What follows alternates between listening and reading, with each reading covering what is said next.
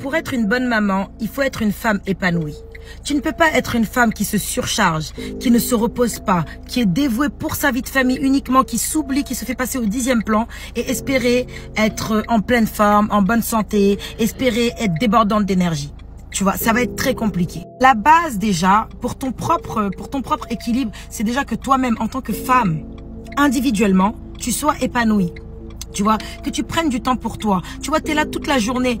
Ta vie se résume à t'occuper des enfants, à courir partout pour tout ce qui concerne ton travail, à revenir à faire encore ce qui concerne les enfants. Il n'y a pas un moment que tu prends pour te dire, ok, là maintenant c'est mon moment, pause. Non, ou bien ces moments-là, ils sont tellement minimes que tu n'as même pas le temps de récupérer, que dès que tu retournes, mais en fait, qu'est-ce que tu recherches? Tu veux vieillir avant l'heure? Qu'est-ce que tu veux en fait? Il y a un moment donné, c'est pas parce que tu prends un moment pour toi, parce que tu as besoin de souffler, que tu dois culpabiliser et t'infliger tout ça dans ta tête.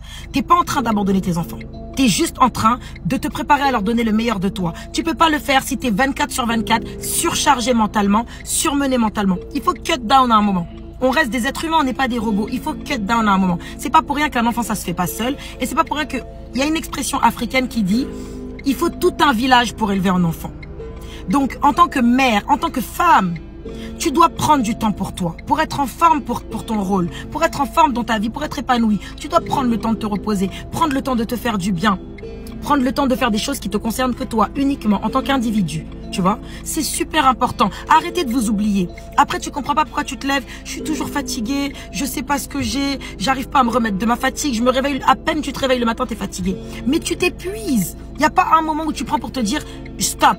Il faut que je prenne du temps vraiment. Que je fasse un peu. Je prenne du temps pour moi. Je me repose. Et après, j'aurai beaucoup plus d'énergie à dormir, à donner. Que d'être là, tu dors debout.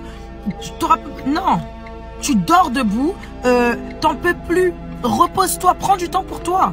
Tu vois, tu seras beaucoup plus productive dans ces conditions-là que là, comme ça. En fait, ça me fait mal au cœur parce que devenir mère, ça ne veut pas dire oublier qu'on était une femme avant. Au contraire, nos enfants sont beaucoup plus heureux quand ils nous voient épanouis, quand ils nous voient en pleine forme, quand on peut courir avec eux, quand on peut jouer avec eux, quand on est débordante d'énergie, que quand émotionnellement t'en peux plus et que même quand il va te parler, tu vas être fatigué, que même quand pour faire une activité, tu n'auras pas la force en toi. Parce que tu n'as pas pris le temps nécessaire pour toi, pour vraiment te ressourcer en tant que femme et revenir débordante d'énergie. Hey, let's go, tu vois. Prends ce temps pour toi. C'est super important. Ta santé mentale en dépend. Ta santé physique en dépend. Ton bien-être en dépend. Oblige-toi à prendre du temps pour toi. C'est vital.